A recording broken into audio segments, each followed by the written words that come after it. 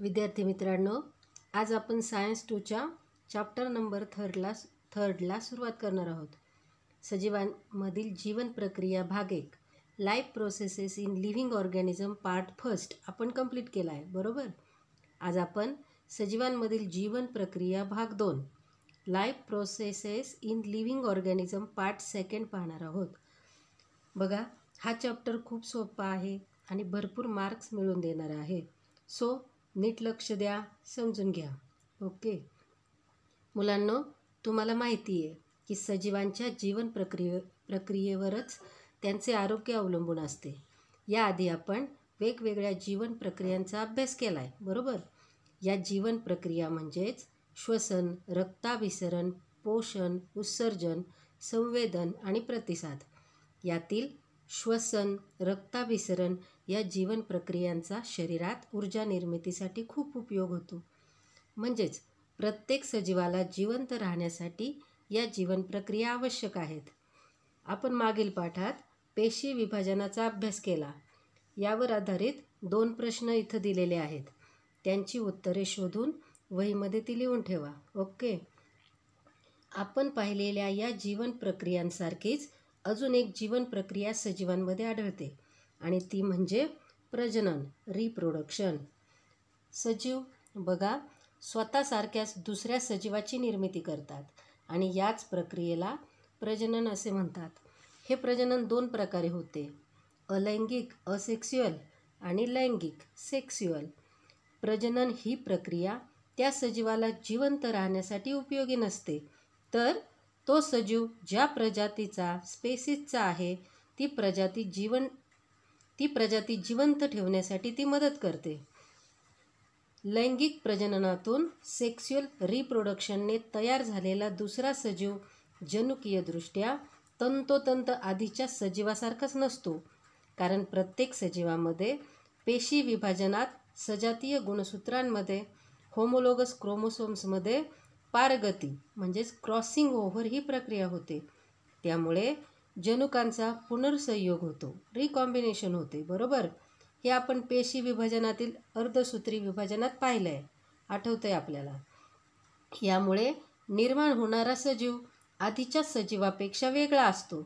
पण अलैंगिक प्रजननामध्ये असेक्स्युअल रिप्रोडक्शनमध्ये नवीन तयार झालेला सजीव हा आधीच्या सजीवाशी अगदी तंतोतंत साम्य दाखवतो. एक सजीवापासून त्याच प्रजातीचा नवीन सजीव तयार होणे आणि पेशी विभाजन यांचा एकमेकांशी संबंध असतो, कारण प्रजनन या प्रक्रियेत गुणसूत्रांचे विभाजन होते, क्रोमोसोम्सचे विभाजन होते आणि पेशी विभाजनाच्या प्रक्रियेत नवीन युग्मके म्हणजे गॅमेट्स तयार होतात. या युग्मकांच्या फलनानंतर गॅमेट्सच्या फर्टिलायझेशननंतर नवीन जीव तयार होतो. ओके. बघा, लैंगिक प्रजननामध्ये या क्रिया पेशी विभाजनानेच होतात आणि अलैंगिक प्रजननसुद्धा पेशी विभाजनानेच होत असते. ओके. आता या आकृतीमध्ये बघा, यामध्ये प्रजननाचे वेगवेगळे प्रकार दिसत आहेत. आकृती ए मध्ये लावलेल्या फांदीपासून नवीन रोप तयार झालेले दिसते. आकृती ब मध्ये बघा, अंडे देणारी कोंबडी दिसते आणि अंड्यामधूनच नवीन जीव तयार होतो, हे आपल्याला माहिती आहे, आपण पाहतोय. आकृती क मध्ये बीजाला अंकुर आणि मुळे आलेली दिसत आहेत. आणि आकृती ड मध्ये बघा, सूत्री विभाजनाची मायटोसिसची प्रक्रिया दिसत आहे. प्रजननाचे असे विविध प्रकार दिसून येतात. नीट निरीक्षण करा आकृतीचे. सजीवांच्या अनेक वैशिष्ट्यपूर्ण लक्षणांपैकी प्रजनन हे एक विशेष लक्षण आहे. हेच प्रजनन प्रत्येक प्रजातीच्या उत्क्रांतीसाठी कारणीभूत असलेल्या अनेक कारणांपैकी एक महत्त्वाचे कारण आहे. बघा, we have already studied various life processes like nutrition, respiration, sensation, response etcetera. हे आपण पाहिलं आहे आधी. Okay. These are very essential to each living organism to remain alive. जगण्यासाठी खूप गरजेचे आहेत. Besides these life processes, one more life process occurs in living organism it is reproduction. Reproduction he life process पण सजीवांमध्ये आढळते. However, reproduction does not help the living organism to remain alive, but it helps to maintain the continuity of the species of that organisms. ती spaces जिवंत ठेवण्यासाठी हे reproduction फार गरजेचे आहे. See this diagram. Here are some types of reproduction. Observe them. निरीक्षण करा त्याचे. आता इथे काही क्वेश्चन दिलेले आहेत, शोधण्याचा प्रयत्न करा. ओके. सो रिप्रोडक्शन म्हणजे काय? तर process of formation of new organisms of same species by earlier existing organisms is called reproduction. बघा, एखाद्या सजीवांपासून त्याच स्पेसिसचा नवीन ऑर्गॅनिझम तयार होण्याच्या प्रोसेसलाच रिप्रोडक्शन म्हणतात. Okay. Reproduction is one of the important character of living organism. It is also one of the various reasons responsible for evolution of each species. हे इव्होल्यूशनच्या कारणांपैकी एक कारण आहे. In living organisms, reproduction occurs mainly by two methods, asexual and sexual reproduction. याचा study आपण पुढे करणार आहोत. ओके. बघा, अलैंगिक प्रजनन, असेक्स्युअल रिप्रोडक्शन. मुलांनो, अलैंगिक प्रजननात युग्मक निर्मिती होत नसते, गॅमेट फॉर्मेशन होत नाही. मग या युग्मक निर्मितीशिवाय एखाद्या सजीवाने नवीन सजीव तयार करण्याची प्रक्रिया म्हणजेच अलैंगिक प्रजनन होय. आलं लक्षात? बघा, डेफिनेशन काय आहे? युग्मक निर्मितीविना एखाद्या प्रजातीतील एकाच जीवाने अवलंबलेली नवजात जीवनिर्मिती म्हणजेच अलैंगिक प्रजनन होय. दोन भिन्न पेशींच्या म्हणजेच युग्मकांच्या मेल अँड फिमेल गॅमेटच्या संयोगाशिवाय घडून येणारे हे प्रजनन आहे. यामुळे नवीन तयार होणारा सजीव हा आधीच्या सजीवासारखाच अगदी तंतोतंत असतो. ओके. बघा, या प्रजननामध्ये एकाच सजीवापासून नवीन सजीव गुणसूत्री विभाजनाने म्हणजेच मायटोसिसने तयार होतो. Okay.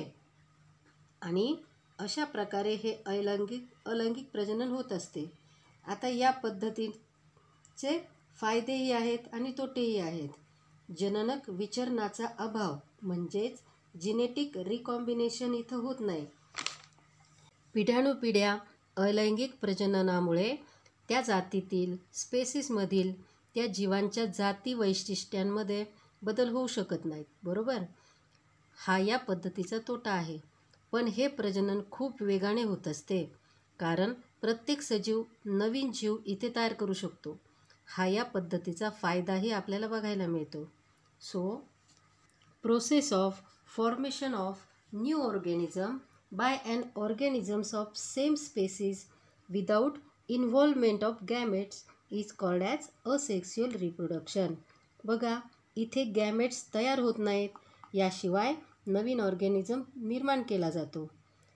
As this reproduction does not involve union of two different gametes, the new organism has exact genetic similarity with the reproducing organisms.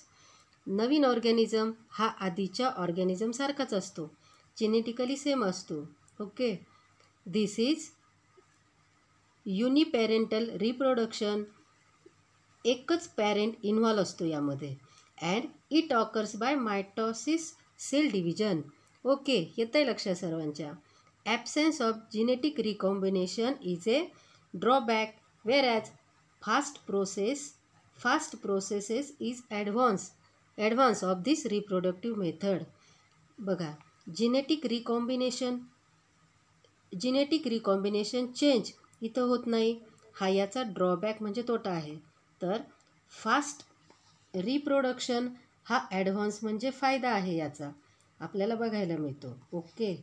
आता आपण एकपेशीय सजीवांमधील अलैंगिक प्रजनन पाहूयात. फर्स्ट आहे द्विविभाजन, ज्याला इंग्रजीत म्हणतात बायनरी फिजन. अमिबा, पॅरामेशियम, युग्लिना या एकपेशीय सजीवांमध्ये अलैंगिक प्रजनन होताना दिसते. दोन समान भागात विभाजन झाल्यास त्या क्रियेला द्विविभाजन असे म्हणतात. आता द्विविभाजन समजून घेण्यासाठी आपण पुढील कृती पाहू. खूप दिवस साठलेल्या आणि जलीय वनस्पती असलेल्या तळ्यातील पाणी एका चंचुपात्रात घ्या. या चंचुपात्रात काही गव्हाचे दाणे आणि काही जलीय वनस्पती म्हणजेच पाण्यातील वनस्पती टाका. त्यानंतर 3-4 दिवस ते तसंच ठेवायचं. चौथ्या दिवशी सकाळी एक स्वच्छ काचपट्टी घेऊन त्यावर चंचुपात्रातील पाण्याचा एक थेंब घ्यायचा. त्यावर आच्छादन काच कव्हर स्लिप ठेवून त्याचे संयुक्त सूक्ष्मदर्शकाखाली मायक्रोस्कोप खाली निरीक्षण करा. तुम्हाला दिसेल की अनेक पॅरामेशियम द्विविभाजन करत आहेत, म्हणजेच 2 समान भागात विभागले जात आहेत. आदिकेंद्रकी सजीव, जीवाणू, आदिजीव म्हणजे अमिबा, पॅरामेशियम, युग्लिना यासारखे. ओके. आणि दृश्यकेंद्रकी पेशीतील तंतुकणिका, हरितलवके यांसारखे पेशी अंगके हे सगळे द्विविभाजन पद्धतीने अलैंगिक प्रजनन करतात. आणि या प्रकारात आधीच्या पेशीचे म्हणजेच जनन पेशीचे 2 समान भागात विभाजन होऊन 2 नवीन नवजात पेशी तयार होतात. आता हे जे विभाजन आहे हे सूत्री मायटोसिस किंवा असूत्री विभाजन पद्धतीने होते. मायटोसिस विभाजन किंवा असूत्री विभाजन पद्धतीने हे होते. वेगवेगळ्या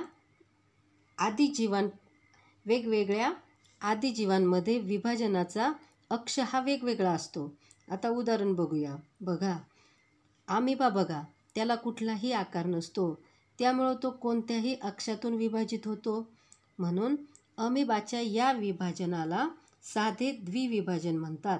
सिंपल बायनरी फिजन असे आपण म्हणतो.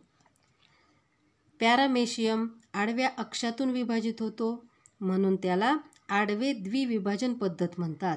तर युग्लिनामध्ये उभे द्विविभाजन या पद्धतीने विभाजन होते, म्हणजेच उभ्या अक्षातून तो विभागला जातो, म्हणजेच उभ्या अक्षातून त्याचे 2 समान भाग होतात. ओके. आता हे जे द्विविभाजन शक्यतो अनुकूल परिस्थितीत म्हणजेच मुबलक पुरेसे अन्न उपलब्ध असेल तेव्हाच घडत असते. येतंय लक्षात सर्वांच्या? Take a conical flask and collect the water in it from a pond having stagnant water and aquatic plants.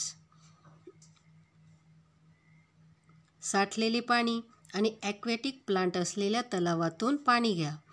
Add some wheat grains and aquatic plants to it. Keep it for 3 to 4 days so that wheat grains and plants will decompose. ते तसंच 3-4 दिवस ठेवा. Early in the morning on 4th day, चौथ्या दिवशी, take a glass slide and put a drop of that water over it. Carefully put a cover slip on that drop and observe under compound microscope. आता तो पाण्याचा drop microscope खाली observe करा, निरीक्षण करा त्याचे. You will be able to see many paramecia performing the binary fission. तुम्हाला paramecium binary फिजनने divide होताना दिसतील. बायनरी फिजन म्हणजे एका सेलचे 2 समान भाग होणे. Prokaryotes, bacteria, protistas, amoeba, paramecium, euglena and eukaryotic cell organelles like mitochondria and chloroplast perform asexual reproduction by binary fission. Okay. And in this process the parent cell divides to form 2 similar daughter cells. Parent cell divide होऊन 2 समान daughter new cells तयार होतात. Binary fission occurs either by mitosis or amitosis. Okay. Now axis of fission or division is different in the different protist. Example न बघूयात. Amoeba divides in any plane due to lack of specific shape. Amoeba अमिबाला specific shape नसल्याने तो कसाही कोणत्याही ॲक्सिसमधून divide होतो, म्हणून या डिव्हिजनला सिम्पल बायनरी फिजन म्हणतात. Okay, hence it is called as simple binary fission. Paramecium divides by transverse binary fission, whereas euglena by longitudinal binary fission. पॅरामेशियमचे ट्रान्सवर्स आडव्या ॲक्सिसमधून 2 समान भाग होतात म्हणून त्याला ट्रान्सवर्स फिजन म्हणतात. तर युग्लिनाचे उभे लॉन्जिट्युडनल ॲक्सिसमधून 2 समान भाग होतात म्हणून त्याला लॉन्जिट्युडनल फिजन असं म्हणतात. बघा या डायग्रॅममध्ये दिसतंय आपल्याला. Binary fission is usually perform by living organism during favourable condition, that is availability of abundant food material. जेव्हा फूड पूर्णपणे अवेलेबल असेल म्हणजेच फेवरेबल कंडिशन अनुकूल परिस्थिती असेल तेव्हाच हे बायनरी फिजन लिव्हिंग ऑर्गॅनिझममध्ये दिसतं. ओके, आता पुढे आहे बहुविभाजन मल्टिपल फिजन, ज्याला इंग्लिशमध्ये म्हणतात. या पद्धतीत सजीव पेशीचे अनेक भाग होतात. अनेक भागात त्यांचे विभाजन होते, त्याला बहुविभाजन म्हणतात. अमिबा आणि इतर काही एकपेशीय सजीव अनुकूल वातावरण नसेल तेव्हा म्हणजेच प्रतिकूल वातावरणामध्ये बहुविभाजन पद्धतीने अलैंगिक प्रजनन करतात. ओके, बघा ज्यावेळेस अमिबाला पुरेसे अन्न मिळत नाही किंवा मग ते इतर कोणतीही प्रतिकूल परिस्थिती जर निर्माण झाली तर अमिबा छद्मपाद म्हणजे हालचालीसाठी मदत करणारा अवयव तयार करत नाही आणि हालचालही करत नाही. तो गोलाकार होतो आणि स्वतःच्या पेशीपटलाभोवती कठीण असे संरक्षण कवच तयार करतो. अशा कवच तयार केलेल्या अमिबाला किंवा कवच तयार केलेल्या कोणत्याही एकपेशीय सजीवाला पुटी सिस्ट असे म्हणतात. या आकृतीमध्ये बघा, या आकृतीत दाखवल्याप्रमाणे पुटीमध्ये सिस्टमध्ये पहिल्यांदा केंद्रकाचे अनेक वेळा विभाजन होते. हे विभाजन सूत्री विभाजन पद्धतीने होते आणि अनेक केंद्रके तयार होतात. त्यानंतर मग पेशी द्रव्याचेही विभाजन होते आणि अनेक लहान लहान अमिबा तयार होतात. बघा कसं होतंय विभाजन. आणि जोपर्यंत प्रतिकूल परिस्थिती आहे तोपर्यंत हे असेच पुटीमध्ये राहतात. त्यानंतर ही पुटी अनुकूल परिस्थिती आल्यावर ती फुटते आणि त्यातून हे अनेक नवजात नवीन तयार झालेले अमिबा बाहेर पडतात. बघा या डायग्रॅममध्ये दिसतंय. बघा multiple fission. Asexual reproduction by multiple fission is perform by amoeba and other similar protist. Amoeba stop the formation of pseudopodia. Pseudopodia हा हालचाल करण्यासाठी मदत करणारा ऑर्गन आहे. And thereby movements whenever there is a lack of food or any other type of adverse condition म्हणजे प्रतिकूल परिस्थिती. It becomes rounded and forms protective covering around the plasma membrane. Such encysted amoeba or any other protist is called as cyst. अशा plasma membrane भोवती tough covering केलेल्या amoeba किंवा दुसऱ्या प्रोटिस्टना cyst म्हणतात. Okay, many nuclei are form by repeated nuclear divisions in the cyst. It is followed by cytoplasmic division and thus many amoebulae are form. आधी nucleus divide होतात आणि मग सायटोप्लाझम पण डिवाईड होते. अशा प्रकारे नवीन अमिब्युली तयार होतात. They remain encysted till there are adverse condition. Cyst breaks open and arrival of favourable conditions and many amoebulae are released.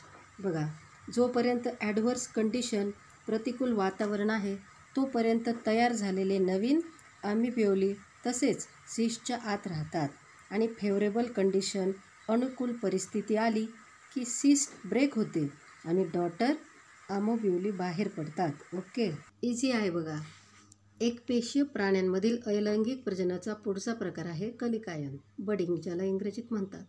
हे कलिकायन बडिंग समजून घेण्यासाठी एक कृती बघूयात. एक चंचुपात्र घेऊन त्यात 50 ml कोमट पाणी घेऊ. त्यामध्ये 5 ग्रॅम ड्राय ईस्ट पावडर आणि 10 ग्रॅम साखर टाकून ते मिश्रण ढवळून घ्या. आता हे मिश्रण 1 तास उबदार गरम ठिकाणी ठेवा. 1 तासानंतर या मिश्रणाचा एक थेंब काचपट्टीवर स्लाईडवर घेऊन त्यावर आच्छादन काच कवर स्लिप ठेवून संयुक्त सूक्ष्मदर्शीखाली कंपाऊंड मायक्रोस्कोप खाली निरीक्षण करायचे. तुम्हाला असं दिसेल अनेक किण्व पेशींना एक एक छोटी छोटी कलिका आलेली दिसेल. बघा या डायग्रॅममध्ये दिसतंय. म्हणजेच या किण्व पेशी कलिकायन किंवा मुकुलायन करताना दिसतील. किण्व पेशी ही एक पेशी असून यामध्ये कलिकायन पद्धतीने अलैंगिक प्रजनन होते.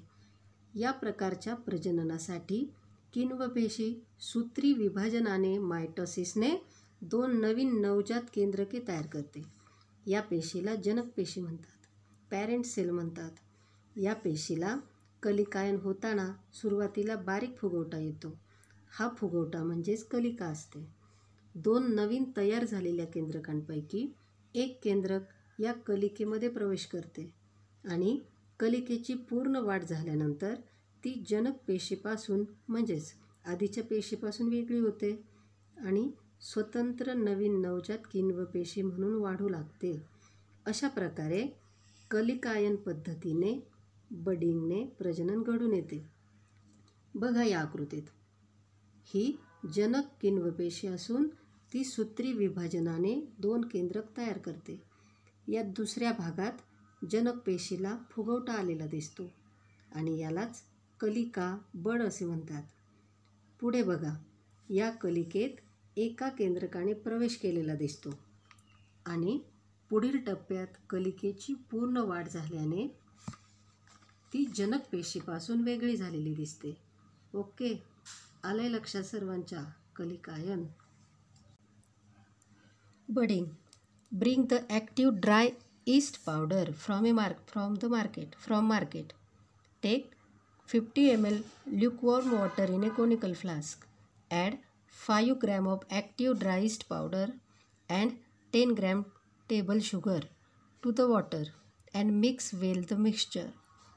Keep the flask in warm place and after an hour take a drop of that mixture on a clean glass slide. Put a cover slip on that drop and observe it under the compound microscope. What will you see? तुम्हाला काय दिसेल? तुम्हाला दिसेल की किण्व पेशींना east सेल्सना लहान बड आलेले आहेत. म्हणजेच यामध्ये बडिंग प्रोसेसने रिप्रोडक्शन चालू आहे. You will see the yeast cells performing budding. That is a small bud coming out of many parent cells. Asexual reproduction occurs by budding. In yeast, a unicellular fungus. Okay. Yeast cell produces 2 daughter nuclei by mitosis division so as to reproduce by budding. This yeast cell is called as parent cell. बघा yeast cell आधी मायटोसिसने 2 daughter नवीन nuclei तयार करते. या सेलला parent cell असं म्हणतात. A small bulge appears on the surface of parent cell. This bulge is actually a bud. One of the 2 daughter nuclei enters this bud. After sufficient growth bud separates from the parent cell and start to live independently as a daughter each cell. बघा nucleus divide झाल्यानंतर parent सेलवर एक small bulk म्हणजे असा फुगवटा आलेला दिसतो. डायग्रॅममध्ये दिसतंय आपल्याला. या फुगवट्याला बल्जला बड असं म्हणतात. पॅरेंट सेलमधील एक न्यूक्लियस मग या बडमध्ये येतो. या बडची पूर्णपणे वाढ झाल्यानंतर मग ते पॅरेंट सेलपासून वेगळे होते आणि नवीन डॉटर ईस्ट सेल म्हणून ग्रो होते, वाढते. सो हे झालं बडिंग. बघा किती वेगवेगळ्या प्रकारे प्रजनन होत असतं. इझी आहे बघा. आता हे झालं एक पेशीय प्राण्यांमधील अलैंगिक प्रजनन. यामध्ये आपण द्विविभाजन, बायनरी फिजन, बहुविभाजन, मल्टिपल फिजन आणि कलिकायन म्हणजे बडिंग पाहिलं आहे. पुढे आहे बहुपेशीय सजीवांमधील अलैंगिक प्रजनन, asexual reproduction in multicellular animals. यामध्ये खंडीभवन, फ्रॅगमेंटेशन, पुनर्जनन रिजनरेशन, मुकुलायन म्हणजे बडिंग आणि शाकीय प्रजनन, व्हेजिटेटिव्ह प्रोपोगेशन, बीजाणुनिर्मिती, स्पोर फॉर्मेशन या 5 प्रकारांची माहिती आपण घेणार आहोत. सो फर्स्ट आहे खंडीभवन. बघा काही बहुपेशीय सजीवांमध्ये खंडीभवन प्रक्रियेने अलैंगिक प्रजनन होत असते. या प्रकारामध्ये जनक सजीवाचा म्हणजेच पॅरेंट ऑर्गॅनिझमच्या शरीराचे अनेक तुकडे होऊन त्यापासून नवीन जीव तयार होतात. उदाहरण बघा, शैवाल, स्पायरोगायरा आणि सायकॉन यासारख्या स्पंज या प्रकारात मोडणाऱ्या सजीवांमध्ये अशा प्रकारचे प्रजनन होत असते. स्पायरोगायरा या सजीवाला जेव्हा मुबलक पुरेसे पाणी आणि पोषक द्रव्ये मिळतात तेव्हा त्याच्या तंतूंची वाढ वेगाने होत जाते. या तंतूंचे छोटे छोटे तुकडे होतात म्हणजेच त्यांचे खंडीभवन होते, फ्रॅगमेंटेशन होते आणि प्रत्येक तुकडा नवीन नवजात स्पायरोगायराचा तंतू म्हणून जगतो. तसंच सेम सायकॉनच्या शरीराचे एखाद्या अपघाताने छोटे छोटे तुकडे झाले तर प्रत्येक तुकड्यापासून नवीन सायकॉन तयार होतो. आता ही आकृती बघा. यामध्ये स्पायरोगायराला पुरेसे पाणी आणि पोषक द्रव्ये मिळाल्याने त्याच्या तंतूंची वाढ होऊन ते तंतू छोट्या तुकड्यांमध्ये विभागलेले, खंडित झालेले दिसत आहेत. या आकृतीवरून आपल्याला स्पायरोगायरात होणारे खंडीभवन दिसून येते. नीट निरीक्षण करा. Okay. So fragmentation is A type of asexual reproduction occurs in multicellular organisms. In this type of reproduction, the body of parent organisms breaks up into many fragments, and each fragment starts to live as an independent new organisms. या प्रकारच्या रिप्रोडक्शनमध्ये parent ऑर्गॅनिझमची body लहान लहान फ्रॅगमेंटमध्ये म्हणजेच तुकड्यांमध्ये break होते आणि प्रत्येक तुकडा फ्रॅगमेंट न्यू ऑर्गॅनिझम म्हणून वाढू लागतो. Algae like spirogyra and sponges like sycon यासारख्या ऑर्गॅनिझम फ्रॅगमेंटेशन टाईपने रिप्रोडक्शन होते. Okay. Whenever there is a plenty of water and nutrients are available to spirogyra, its filaments grow up very fast and break up into many small fragments.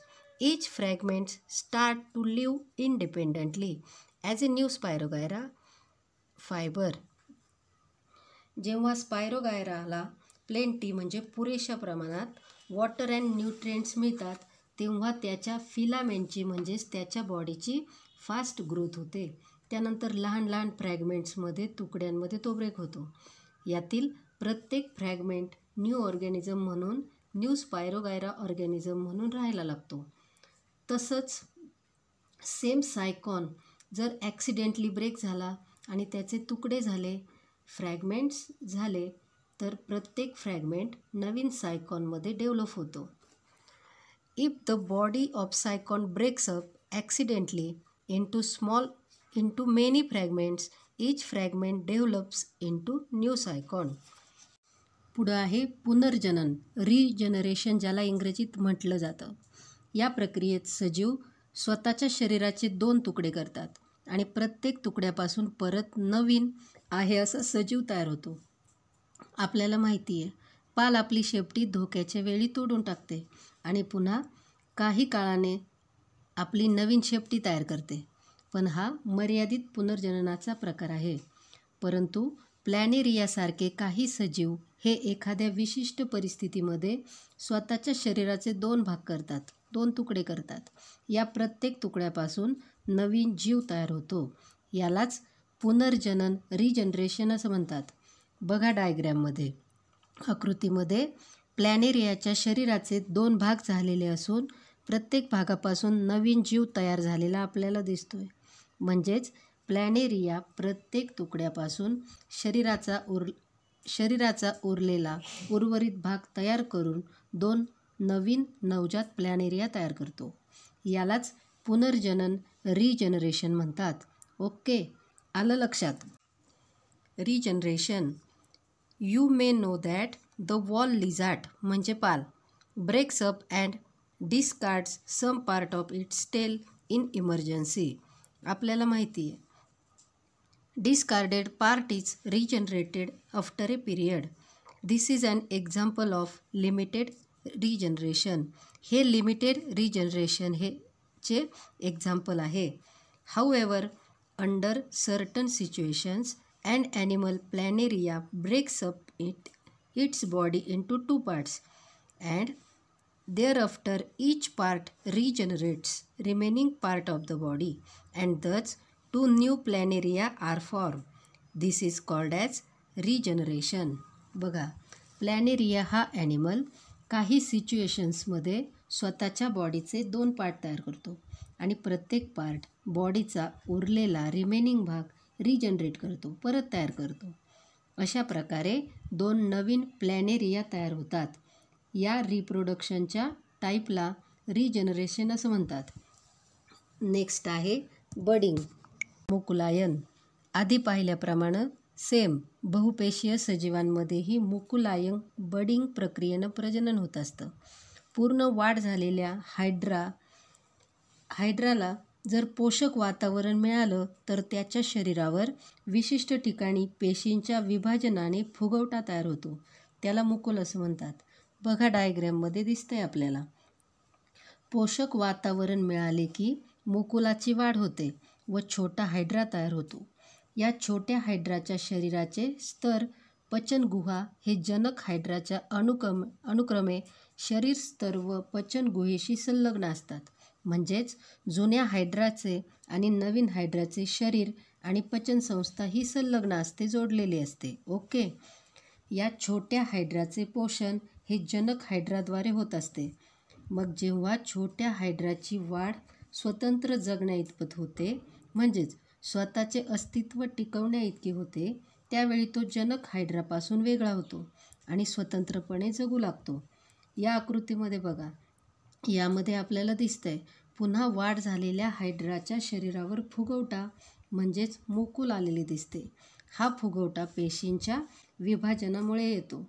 त्यानंतर त्याची वाढ होऊन नवजात नवीन hydra तयार झालेला दिसतोय. Budding. In case of hydra under favourable conditions at specific part of its body and outgrowth is form by repeated divisions of regenerative cells of body wall. This outgrowth is called as bud. बघा favourable कंडिशनमध्ये म्हणजेच अनुकूल वातावरणात hydra या ऑर्गॅनिझमच्या बॉडीवर regenerative सेल्सचे division झाल्याने आउटग्रोथ म्हणजेच फुगवटा तयार होतो. या आउटग्रोथला बड असं म्हणतात. Bud grows up progressively and finally forms a new hydra. Dermal layers and digestive cavity of the budding hydra are in continuity with those of parent hydra. बघा हे बड वाढत जाते आणि स्मॉल हायड्रा तयार होतो. या नवीन हायड्राची डायजेस्टिव्ह कॅव्हिटी आणि डर्मल लेअर म्हणजे शरीर ही पॅरेंट हायड्राच्या डायजेस्टिव्ह कॅव्हिटी आणि डर्मल लेअरशी कंटिन्युटीमध्ये असतात, म्हणजेच संलग्न असतात, जोडलेले असतात. Okay. Parent hydra supplies nutrition to the budding hydra. Budding hydra separates from parents hydra and start to lead an independent life when it grows up and becomes able to lead an independent life. बघा जेव्हा नवीन hydra grow होतो आणि स्वतः independently राहू शकेल तेव्हा तो parent हायड्रापासून separate होतो, वेगळा होतो. ओके. परत एकदा सगळं पुस्तकातून नीट वाचा, खूप इझी आहे. बहुपेशीय सजीवांमधील अलैंगिक प्रजननाचा पुढचा प्रकार आहे शाकीय प्रजनन, व्हेजिटेटिव्ह प्रोपॅगेशन. बघा नवीन रोप येण्यासाठी काही वेळा वनस्पतींचे खोड, पाने, फांदी किंवा मुळे लावली जातात, बरोबर. मग अशा वनस्पतींच्या मूळ, खोड, पान, मुकुल यांसारख्या शाकीय अवयवांच्या मदतीने होणाऱ्या प्रजननास शाकीय प्रजनन म्हणतात. उदाहरण बघा, बटाटा बटाट्यावर असलेल्या मुकुलाच्या म्हणजेच डोळा आपण म्हणतो याच्या साहाय्याने शाकीय प्रजनन केले जाते. तसेच पानफुटीच्या कडांवर असलेल्या मुकुलांच्या मदतीने सहाय्याने शाकीय प्रजनन केलं जातं. तसेच ऊस, गवत यांवरील पेरावर असलेल्या मुकुलाच्या मदतीने शाकीय प्रजनन होते. आपल्याला माहिती आहे गाजर, मुळा, रताळे यांमध्ये मुळांच्या मदतीने शाकीय प्रजनन होते, म्हणजेच नवीन वनस्पती तयार होतात. नीट समजून घ्या. या आकृतीचे नीट निरीक्षण करा. Vegetative propagation. Reproduction in plants with the help of vegetative parts like root, stem, leaf and bud is called as vegetative reproduction. Okay, येतंय लक्षात. Vegetative propagation in potatoes is performed with the help of eyes present on tuber, whereas in bryophyllum म्हणजे पानफुटी it is performed with the help of buds present on leaf margin. In case of plants like sugarcane म्हणजे ऊस and grasses, vegetative propagation occurs with the help of buds present on nodes. Plants like carrot म्हणजे गाजर and radish म्हणजे मुळा perform vegetative propagation with the help of roots. Okay, बघा प्लॅन्ट्सच्या वेगवेगळ्या पार्ट्सपासून अवयवांपासूनही नवीन वनस्पती तयार होतात आणि याच प्रकाराला व्हेजिटेटिव्ह प्रोपॅगेशन म्हणजेच शाकीय प्रजनन असं म्हणतात. ओके, पुढं आहे बीजाणुनिर्मिती स्पोर फॉर्मेशन. बघा, जर भाकरीचा तुकडा किंवा ब्रेड दमट जागेत 2-3 दिवस राहिला तर काय होतं, त्यावर बुरशी येते, बरोबर. म्युकरसारख्या कवकांचे शरीर तंतुमय सारखे असते. त्यांना वरती असे बीजाणुधाणी असतात. या बीजाणुधाणीमध्ये बीजाणूंची निर्मिती होते आणि त्यानंतर ती फुटते. त्यातून बीजाणू म्हणजे स्पोर्स बाहेर पडतात. हे बीजाणू ओलसर दमट जागी रुजतात आणि त्यापासून मग नवीन कवक तयार होते. ही आकृती पहा. इथं या पावाच्या तुकड्यावर बीजाणुधाणीच्या मदतीने बीजाणू निर्मिती होते, स्पोर फॉर्मेशन होते आणि त्यापासून नवीन कवक तयार होते. ओके, आलं लक्षात. स्पोर फॉर्मेशन, बीजाणू निर्मिती आपल्याला बघायचं आहे. Fungi like mucor have filaments body. They have sporangia म्हणजेच बीजाणुधाणीच्यात स्पोर फॉर्मेशन होते.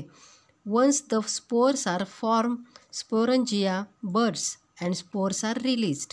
Spores germinate in moist and warm place and new fungal colonies form.